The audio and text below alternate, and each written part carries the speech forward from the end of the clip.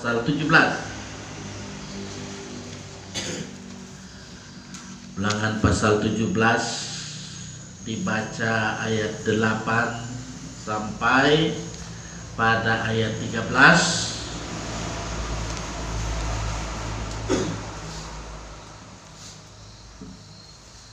Saya mengajak kita konsentrasi. Saya akan membaca firman Tuhan ini yang bunyinya seperti ini. Pengadilan tertinggi. Apabila sesuatu perkara terlalu sukar bagimu untuk diputuskan, misalnya bunuh-membunuh, tuntut-menuntut, atau luka-melukai, perkara pendakwaan di dalam tempatmu, maka haruslah engkau pergi menghadap ke tempat yang akan dipilih Tuhan Allahmu. Haruslah engkau pergi kepada imam-imam orang Lewi dan kepada hakim yang ada pada waktu itu dan meminta putusan. Mereka akan memberitahukan kepadamu keputusan hakim, dan kau harus berbuat menurut keputusan yang diberitahukan mereka kepadamu dari tempat yang akan dipilih Tuhan.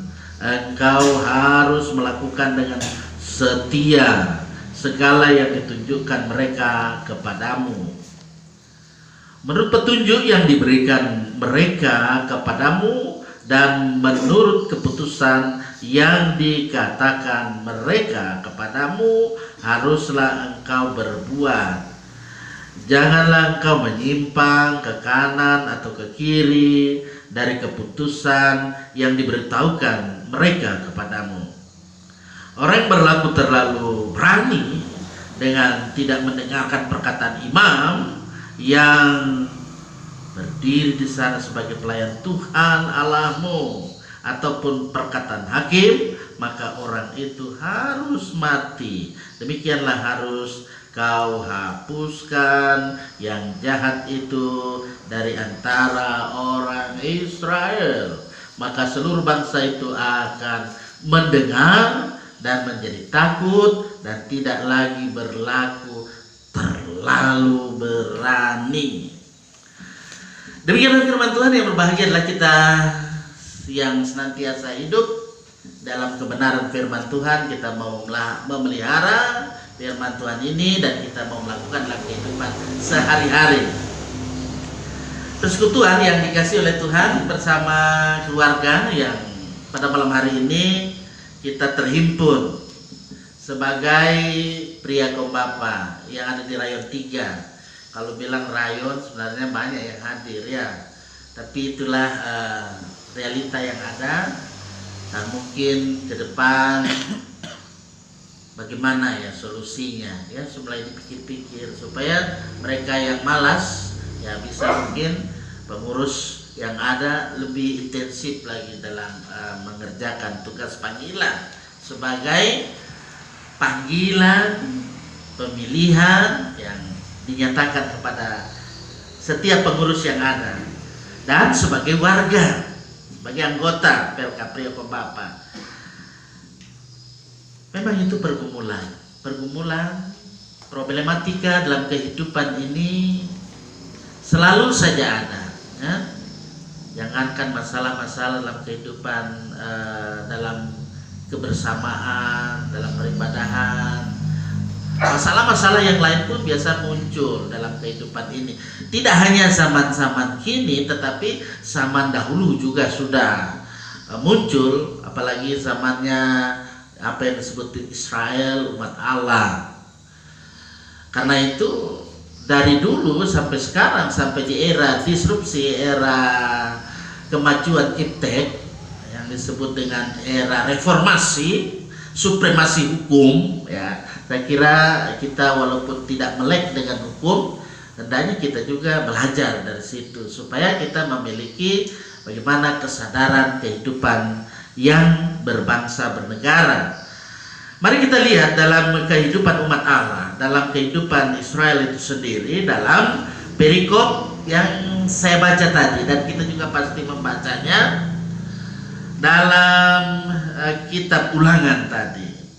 Ulangan 17 ayat 8 sampai 13 kita jumpai di situ ada 3 hal pokok yang harus dilalui untuk memproses suatu perkara. Apa itu semua? Ya, masalah tempat yang dipilih Tuhan, kemudian imam-imam dan orang Lewi, dan juga ada harus hakim. Ya, sampai sekarang kan harus ada seperti itu, ada hakim. Tapi jangan main hakim sendiri. Kalau main hakim sendiri itu berbahaya.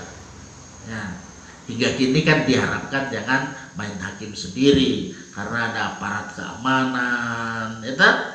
Ada TNI-nya, ada Polri-nya, dan seterusnya. Kalau ada sesuatu ya segera sampaikan, sesuatu yang mungkin bikin kacau. Nah, itu apalagi tanggal berapa kita melaksanakan pemilihan umum ini, ya, 14 Februari, Valentine itu. Jadi orang biasa bilang itu hari kasih sayang. Jangan sampai ya, apalagi kita sebagai warga masyarakat ya, gunakan ya hak kita ya, hak pilih kita, jangan sampai kita golput. Satu suara itu akan sangat bermanfaat untuk keutuhan negara kesatuan Republik Indonesia. Tapi saya mau berkata-kata di sini mulai dari bagian firman Tuhan. Jadi 3 hal pokok yang harus diperhatikan dalam perikop firman Tuhan ini. Selanjutnya dengan demikian 3 hal pokok ini hendaknya dipahami bagaimana maksud Tuhan dalam kehidupan sebagai umat yang percaya. Itu. Apalagi kita sebagai pria kaum bapa ya. Dalam kehidupan sebagai pria kaum bapa itu adalah apa? Dalam undang-undang diatur juga. Bapak adalah kepala keluarga. Biar badan bodinya kecil, tapi itu sudah diatur dalam anggaran, apalagi bodi besar toh. Nah, itu. Jadi bapak kepala keluarga, penanggung jawab dalam kehidupan keluarga, pemberi contoh, pemberi teladan. Teladan yang apa? Yang baik tentunya. Itu. Ya. Kalau saya bilang teladan yang baik tanpa saya uraikan satu demi satu, itu bapak-bapak sudah mengerti, itu sudah tahu. Kita perhatikan tempat yang dipilih, yaitu kalimat yang ada ini diungkapkan dalam bagian perikop ini. Ini memberi satu pengertian buat kita, bapak-bapak yang saya kasih Tuhan, pengertian bahwa tempat yang dimaksudkan adalah Tuhan, di mana Dia bertahta, namanya yang kudus. Itulah yang ditegakkan. Lihat misalnya itu dalam Ulangan 14 ayat 24 bagian B. Jadi tempat yang hendak digunakan untuk mengambil keputusan antara perkara-perkara yang dimaksud bukanlah kehendak dari para imam, bukan kehendak orang Lewi, ataupun bukan kehendak hakim, tetapi ditentukan oleh Tuhan Allah. Jadi Tuhan Allah sendiri yang menentukan. Sebab bagi orang Israel semua hukum adalah hukum Allah. Sebagai pemberi anugerah suatu kesukaan, karena hukum Taurat itu menyatakan hubungan ya, relasi umat dengan Tuhan Allah. Seperti itu. Itu juga yang hendaknya kita perhatikan dalam kehidupan, dalam relevansinya kehidupan kita sekarang ini. Kita sebagai bapak-bapak ya, bagaimana kita mentaati perintahnya, menjauhi larangannya, seperti itu.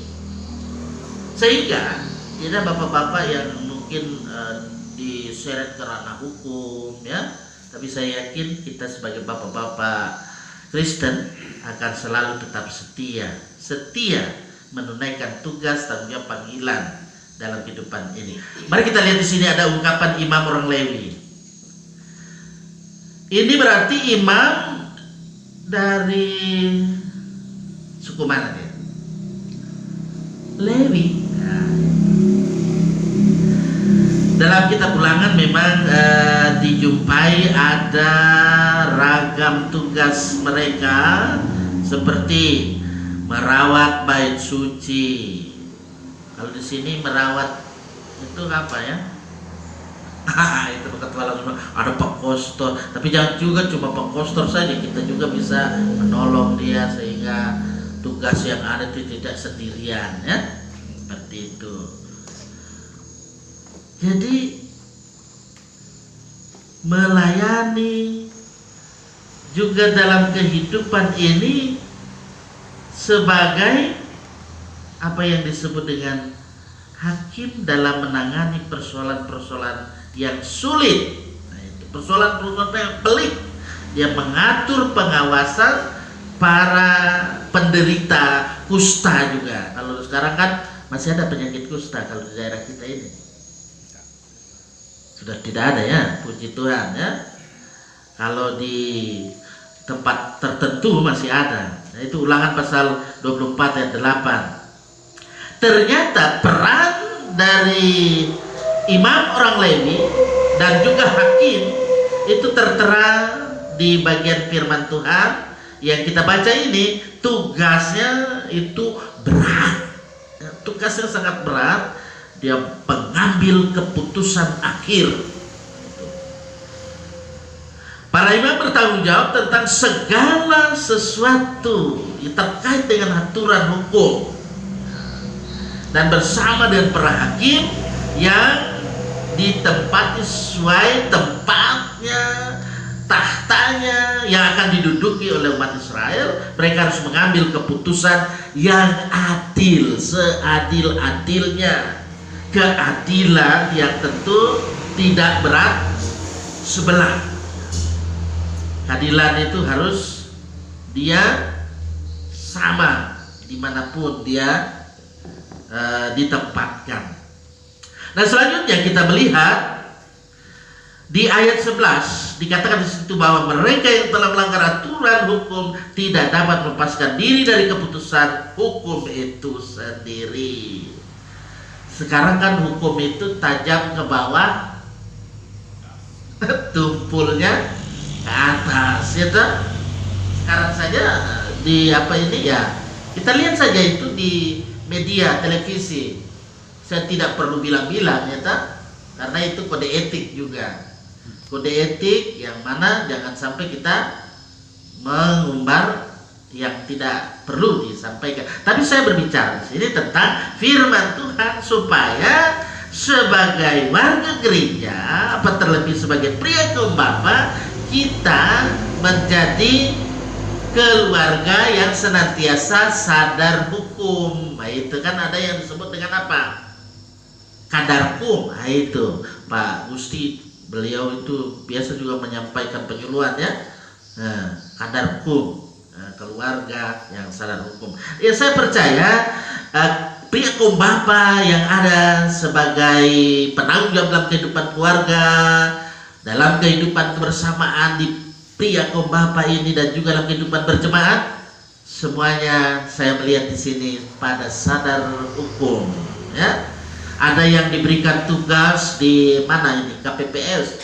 Nah, tunaikan tugas itu dengan baik, karena itu bagian integral dalam tugas tanggung jawab panggilan kita sebagai orang percaya. Apalagi, ya, gunakan hak pilih kita.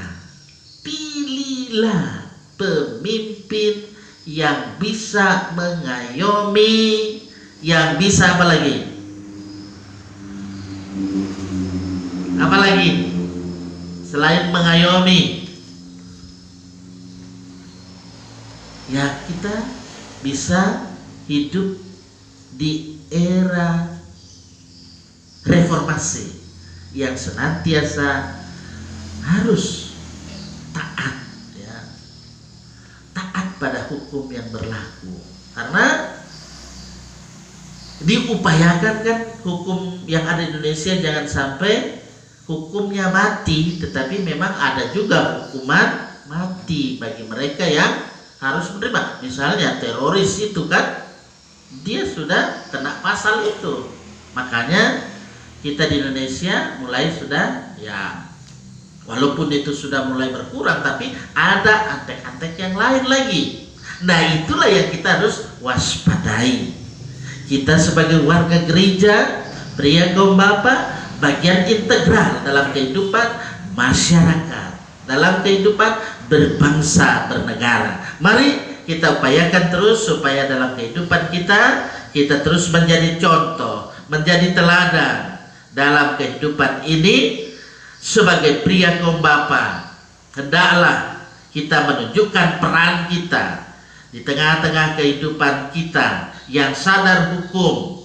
Yang benar tentu dibenarkan, dan yang salah pasti dihukum. Seperti itu, keadilan akan semakin nyata. Tidak ada penyimpangan hukum. Hukum harus berlaku bagi semua orang, tidak tebang pilih, semua diberlakukan. Dengan demikian, firman Tuhan ini akan menjadikan kita kuat kokoh dalam kehidupan, menunaikan tugas, tanggung jawab, panggilan kita sebagai umat yang percaya kepada Yesus Kristus Tuhan, Kepala gereja kita. Amin. Mari kita respon bersama, tak ada yang mustahil. Ku yakin saat kau berfirman, ku menang saat kau bertindak. Hidupku hanya ditentukan oleh perkataanmu. Ku aman karena kau menjaga, ku kuat karena kau menopang hidupku.